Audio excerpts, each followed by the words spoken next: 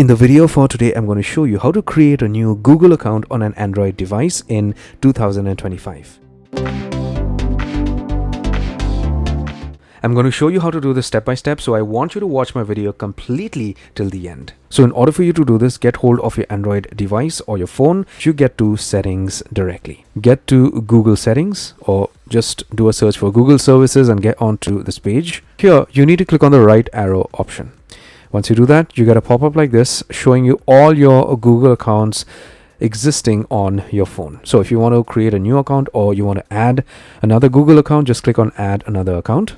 Unlock your device if you have to, and then you get directed to this page. Click on create account, select for my personal use, then put in your first name and your last name. Click on next, put in your date of birth, put in your gender and click on next. Create your user ID, click on next. Create a password, click on next again. You scroll down, click on I agree, and your account is created. So you could just get back to this page and you click on this right arrow button, and you could see that your account is added to your Google profile out here on your Android phone. So you could use this account for Gmail or whatever Google services are available on your phone. I hope this helps and you got some value. If you did, give my video a thumbs up, subscribe and hit the bell notification icon.